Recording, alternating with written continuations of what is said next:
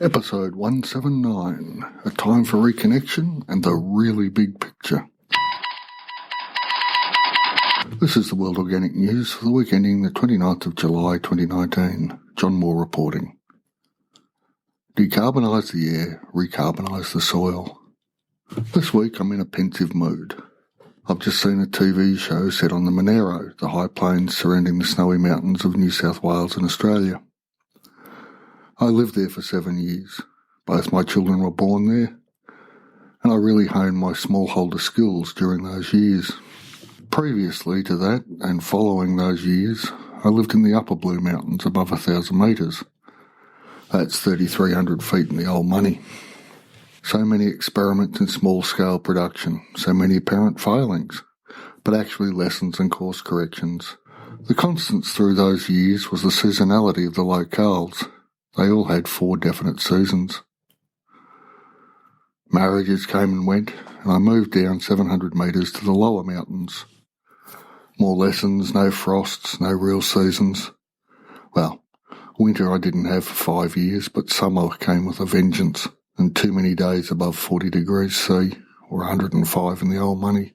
Bugs up to my eyeballs that just didn't survive the colder winters up high. As you probably know if you've been listening for any length of time, Mrs. World Organic News and I lived in Ireland last year. Different soils, different rains, the first drought in 40 years, and the discovery of the terroir of milk, raw milk, pig meat, potatoes and apples. There was also a huge consumption of blackberries, but that's a whole other story. We now reside in the island-like region of northwestern Tasmania, in the roaring 40s, or the trade winds as they're also known, and lots of rain through winter. It's as green as Ireland, but it's a different green. I find it difficult to describe, but it is different. Just as many rainbows as I recall from our Celtic sojourn, and a lingering sense of something missed to be checked out later. No foxes here in Tassie, but we do have snakes. All 3 species will kill you on this little island south of the mainland, but the same antivenin works on all of them, so we don't have to bring the dead snake with us to the hospital. Win-win. What's got me so pensive is the granite and the brown pastures of a Monaro winter. Just looking at those pictures brought back warm feelings. It could be brutal, beautifully brutal. 3-inch thick frosts with a stillness the old masters would have cherished. That and the birth of my children put the Monaro in a special place deep within my heart. And as I look for narratives, explanations, and, well, I'm not exactly sure what else, the feeling of connection to soil, to the rhythms of the year, to the obvious changes I have seen, and those described by the elders of the places I've lived, start to drop in upon me. Both here in Tassie and in the upper mountains, winters were once colder. It still gets cold in those places, make no mistake, but not 2 foot of snow on the ground cold. And apparently this used to occur in the upper Blue Mountains during the 1930s with certain regularity, and just up the road from where we are now about 20 years ago. I know all is change. Perhaps underpinning these feelings of being pensive has been the loss of 2 people I have known this month. One a good friend, sick for quite some time, but unexpected nonetheless. And the second was a large landholder from our part of the Monaro. He and I used to engage in idle chit-chat about rainfall, the weather, stock and the other usual things in a rural setting.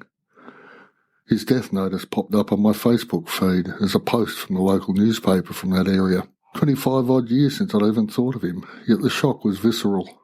He never wanted to farm, he'd loved the army, was looking to stay on after national service. When his father became ill, it was his responsibility as eldest son to take the reins, and so he did.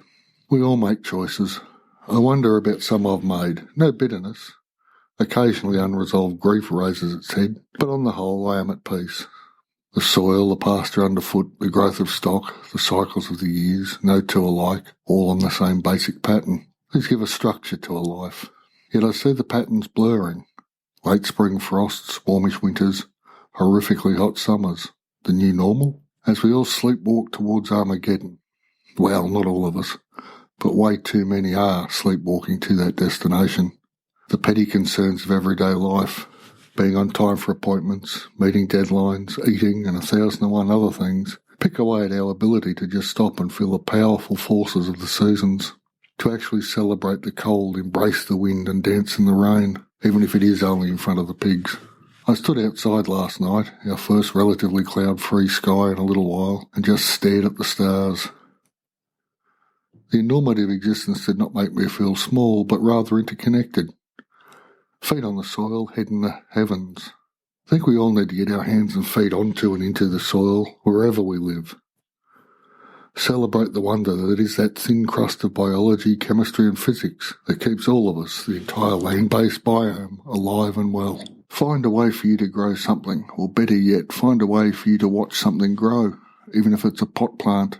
I understand how privileged I am to live out of town, to be able to see the brightness of a starry night, to see more clearly the interconnections between all of life. But it is possible everywhere, even if you look with your mind's eye and your imagination. So my request is that we all look for, see and explore the interconnectivity of life. We're all in this together, people. Let's find a way to make this little rock in space work. And on that rather pensive note, I'll draw this episode to a conclusion. Decarbonise the air, recarbonise the soil. And if you're interested in attending our online conference, RegenEarth 2019, Living Soils, there are links in the show notes. It's on in September. We'd love to see you there. Thanks for listening, and I'll be back next week.